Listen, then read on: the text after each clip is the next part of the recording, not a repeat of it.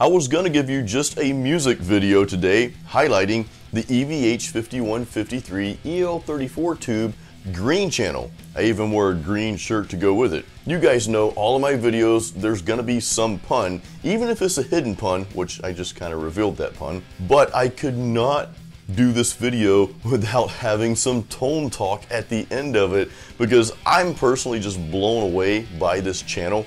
I honestly have not really played through the green channel that much since I've had the amp. You know, when you get an amp like this, it's got that monster gain, it's like, okay, let's just play metal. So I kind of stayed on that red channel, and I played around with the blue channel some, which I'm actually liking the blue channel a lot more now that I've been messing with it lately. But I decided to just go back to the green channel and really spend some time on it. So I want to share some things with you about this particular channel. I'm going to share my recording process. We'll go over that real quick. That's real simple, by the way. And then I want to kind of break down some other components of what I did to get different tones for some of the different tracks. I think I had like 5 different tracks on here. I could be off, give or take, but you know, a few tracks on there. And I want to go over with you how I got some of those different tones. So the recording process, this is simple. Again, this is the EVH 5153 50 watt head, the EL34 tube version, and I've got the matching 212 cab. So all I did was I mic'd up the cabinet with a good old Shure SM57 mic, a little off to the side of the comb, but really close to the grill there. That's kind of my personal sweet spot for pretty much everything, for like rock, metal, and clean stuff like this. I ran that into my PreSonus Quantum 2 interface, and then I'm using PreSonus Studio One here to record. Now, most of my subscribers, you guys know what I use already, because I've been using the same stuff for a long time now, for many years. So that was kind of for the new folks. And by the way, if you're not subscribed yet, please hit that subscribe button, ding that bell. I'm always putting out helpful content for us guitar players. Now, I want to kind of break down some of the tones. Before I do that though, let me just give you a little shot of my settings here for the amp. You can see that the gain there, I didn't have my gain up very loud, and even if you were to crank this gain, it doesn't give you any distortion at all. This is a true clean channel. It's like just crystal clear. It's got a beautiful sound. And you can see my other settings here. There's nothing crazy going on. You see my bass, my mids, my treble. And of course you saw on the gain and in here on the volume, the channel volume, there's 2 knobs there. So the first one you see, the bigger knob you see, that's for the blue channel. The knob for the green channel is the tiny little knob behind that one. And there is a presence knob. I don't have a shot of that, but the presence is around 4. I usually just keep that in the same spot for this particular amp for all of my tones. So the guitar I used was my good old Ibanez RG1570. Now, I still have the stock pickups, the V7, S1, and V8 pickups in this guitar. Those have some really nice clean tones in my opinion. I am about to change those pickups out. You guys will see a video of that. That's coming up probably in about a week or 2, probably 2 weeks. That's just kind of a separate side note there. But I use this guitar over my other guitars. My other guitars I have, they're ESP guitars. They have active pickups, and they don't have a whole lot of tone features, especially for clean style like this Ibanez does. Again, I love the way this Ibanez sounds. I'm almost hesitant to change out those pickups because I love the clean tones, but I think the pickups that I'm putting in will still give it a really nice clean tone. Again, that video is going to be coming up probably in a couple of weeks. But I only bring that up to say this: I use different pickups, not for every track on there, but for specific tracks. So like the harmonics, that harmonic that we started out with,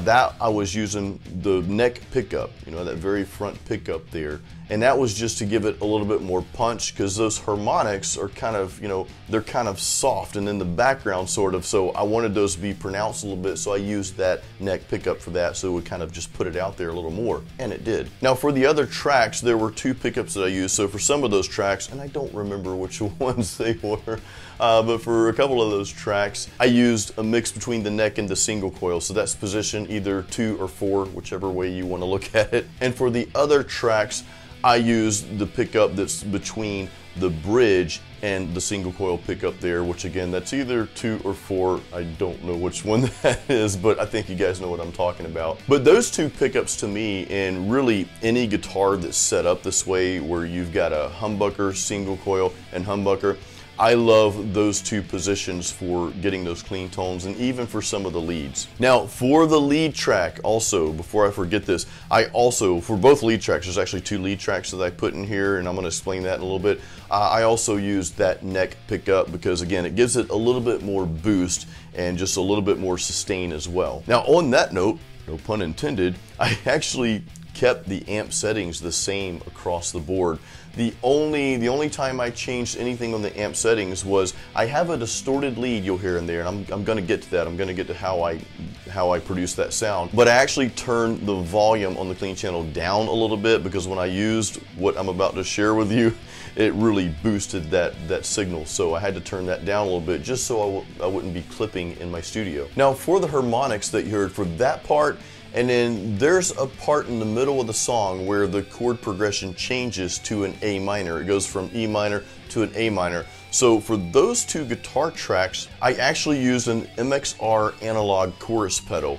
And that just gives it this really like creamy and fluid tone, which I really love a lot. Now I didn't use that chorus pedal though on the guitar tracks, the clean guitars, and this is the rhythm. The clean guitar you hear this in the key of E minor, which is in the first of the song and then at the end of the song.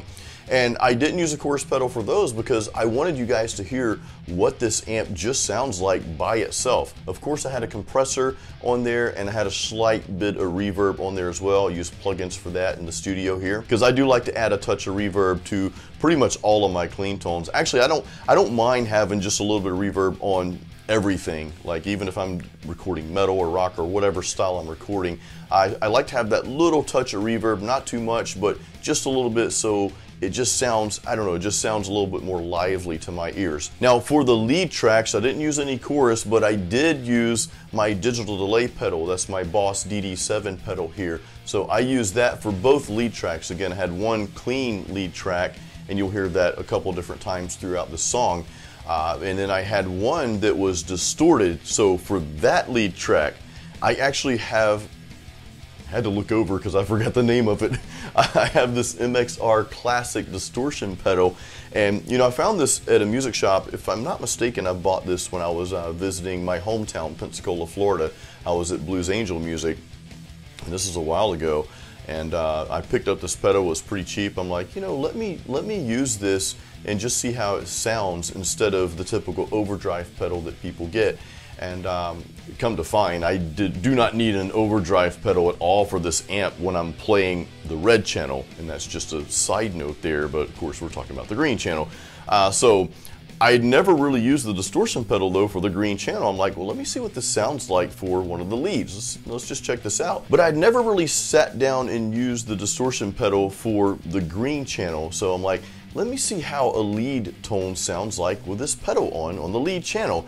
And it gave it just enough dirt, and it kind of gave it that like dirty and smooth and creamy tone at the same time. Of course, I still have my delay pedal on for this. I use that for all the lead tracks. Really wasn't going for a distortion sound. I know it sounds kind of weird, but I was really going for something that just was a little bit different. You know, I'm playing some clean leads there, so I wanted something with just a little bit more edge and just something different that still fits, you know, what I was doing here in the studio with this particular song. So guys, I'd love to know in the comments below what you thought about these tones. Go back and listen to this again if you want to do that. I think the song's about a little over 4 minutes long, almost 5 minutes long, but go back and check it out and listen to the different, now that I've explained the different guitar tracks in there to you, go back and listen to it again. Just press rewind. I feel like, you know, we're in like the 80s and 90s with the old VHS tapes. Be kind, rewind. But just try to listen to each individual guitar track, each part,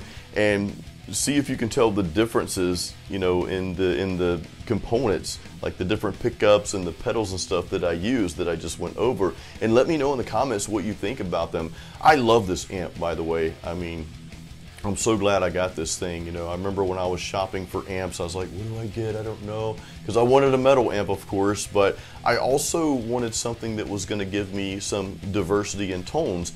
And, you know, you guys know that, yeah, I primarily play metal music and write metal music. That's what most of my albums are. But I also like to do other things too. I love playing stuff like this. And you guys also know I love playing acoustic music too. So I'm never gonna stop playing metal, so don't worry, but you can expect to hear more of this kind of stuff even on my albums, because I'm gonna have some of my albums, they might be like 2 or 3 or 4 metal tracks, and then you might hear track number 4 or 5 might be, oh, something like this. That's different, you know, or it might be an acoustic song or something like that. I just want to start kind of branching out and sort of rebranding myself as a musician. That's a topic probably for another video down the road, but you know, I just want to share that with you guys real quick. So guys, please give this video a thumbs up, and again, go back and listen to it and comment. I'd love to know your thoughts on these clean green tones, green channel tones. Like I said, I think this amp is phenomenal, man. You know, kudos to Eddie Van Halen for for creating this awesome amp, and of course, rest in peace, Eddie Van Halen. But yeah, before he left this world, man, he gave us a lot of amazing things as guitar players. Not just the songs, which those are awesome too, but the gear, man. Stuff like this amp right here. And I haven't really played any of his guitars, but this amp is just freaking amazing. So yeah, let me know your thoughts. Give this video a thumbs up. Also, again, make sure you're subscribed to my channel. I know I get a lot of people watching my videos, but sometimes not everybody subscribes. So please make sure you're subscribed. I'm always cranking out content like this. Also, real quick, check out the links in the YouTube description. I've got some good stuff. I've got a free practice guide for you, and you'll see links to my music where you can go listen to it on iTunes and Spotify and all those good places. So guys, thank you once again for supporting my channel and watching this video. Until next time, keep it, I was gonna say keep it metal, but I guess in this case, keep it clean.